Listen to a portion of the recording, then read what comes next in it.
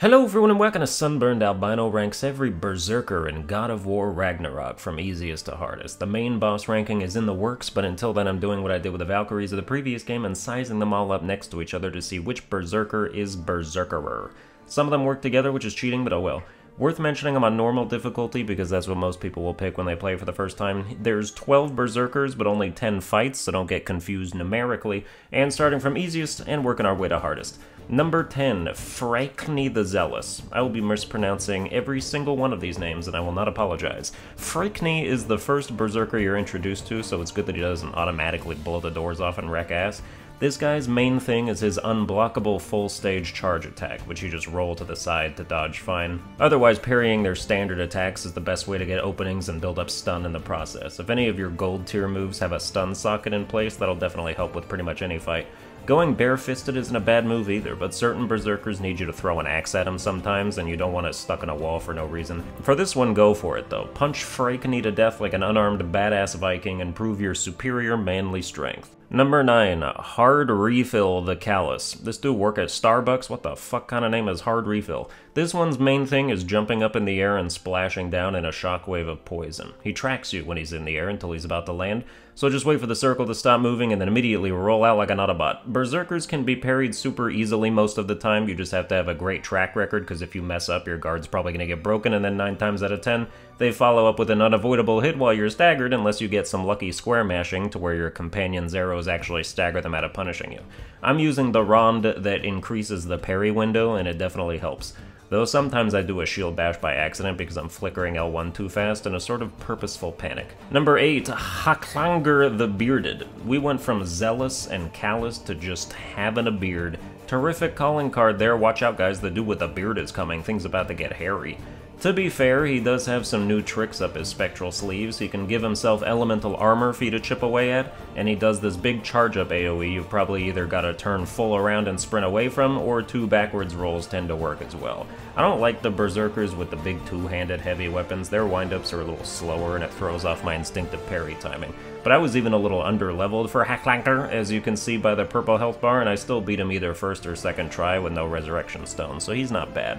Number 7, Begadder the Feared. It's the Electric Man! Begadder is a big mage-type berserker, which seems kinda not a real thing, but he does also get up in there with fisticuffs, so I guess he's just multifaceted. He teleports around the arena and launches projectiles. Some are parryable, and some will short-circuit your respiratory system if you try. When he floats up in the sky and gets ready to launch his unblockable projectile swarm, wait a beat and don't input your roll until they hit the top of their arc before they come at you. I always roll too early and get clipped, and it's a big pain in my lungs. This is definitely the type of guy who did a magic build in Elden Ring and cheesed everyone with Comet Azure. Kick his ass. Number 6, Hjalti the Stolid. Stolid apparently means close to what Kratos is. Calm, dependable, and showing little emotion or animation.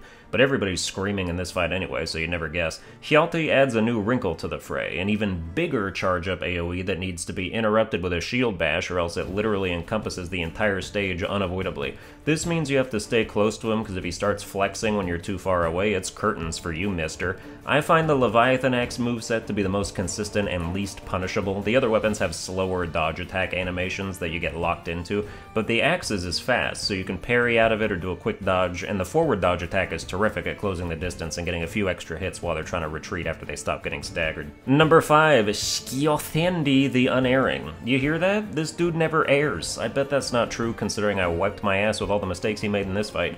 This is the last Berserker you get access to before the King, but he's not that bad if you just don't get hit ever. Steal his namesake for yourself, you deserve it more. This man is a Bifrost enjoyer, so much so that it literally oozes out of every pore in his body sometimes and coats you with it while you're wailing on him. The Bifrost bar can douse 75% of your HP in seconds, but if you don't get hit while it's happening, it never detonates to actually do damage. If you do get hit, you're getting shredded, and not in the way girls and guitarists like. But his attack patterns are pretty predictable, you just have to have good execution on reading every situation. People ask about builds. I never really committed to one. By endgame, I was just stacking strength and defense with the dragon armor after I committed a Vanaheim genocide on all the draconic creatures living there. Skjothendi might be a DPS machine, but he's still just one guy, which puts him below most of the rest of this list coming up. Number 4, Hvitsker the Bold. Wow, you really wasted your adjective on bold when you could have been Hvitserker the Berserker ever and made Dr. Seuss shed a tear from beyond the grave. This guy is toxic for real. Like, I banned him from my Discord server because he kept covering me in poison and lowering my power level. If you don't get poisoned, it's not bad, but the poison is devastating because of how vulnerable it leaves you to subsequent attacks, which will be coming frequently because he invited a bunch of guests to dinner without asking, which is even more toxic. Yeah, he's a mob spawner. Bring those blades of chaos out and spin them half-assedly in any given direction. They also seem to do great single target damage on the boss, so it's a win-win. Number 3, Bodvar the Fierce and Staralfur the Troublesome. Troublesome indeed, they should have both been named that if they were always going to fight together like Siamese twins. This fight can be a pain because you want to fill stun meters out here, but once you do some damage to a single target, while the other one is focused on Freya, they switch partners like a tag team wrestling tango, and all of a sudden your original partner with 75% of his stun meter full has decided to see other people, while this new broad jumps in and aggroes the hell out of you so you can't even really chase the other one down without risking getting clapped from behind. So as much as it hurts to watch a stun meter that's almost full drain itself with neglect, you're better off from a less risky standpoint just engaging with whoever comes your way.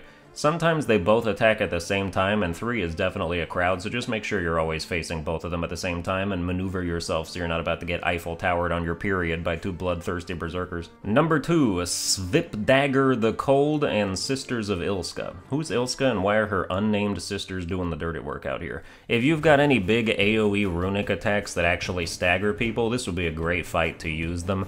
Both sister health bars go down at the same time regardless of who you're hitting as long as it's a sister, and most of the battle will be them throwing shit at you while Svipdagger and rushes you down.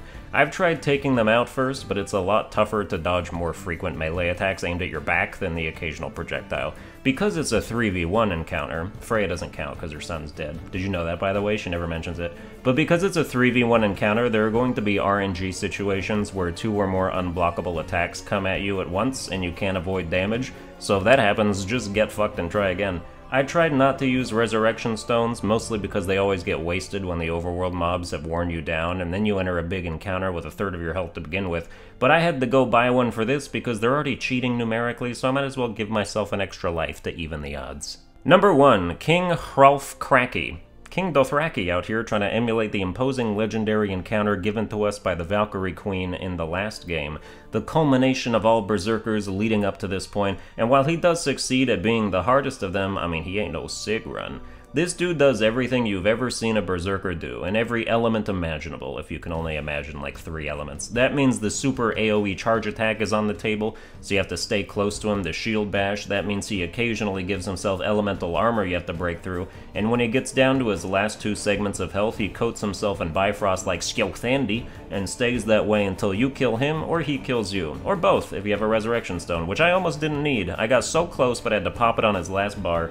Be confident in your parry counterattacks because they'll always stagger any follow-up he's attempting to do, and make time for picking up the Hellstones he drops even if you're only missing a chunk of health, but don't overcommit and completely disengage to do it. Like, keep locked on to him and carefully make your way over to wherever they are. Put it this way, a mad dash to a Hellstone will usually lead you to needing even more Hellstones, but you don't want to wait till you're a hit away from death to start scrambling for him either. King Hrolf is chonky, so you'll be at this a while, but when you win, it certainly feels like you killed your 12th Berserker.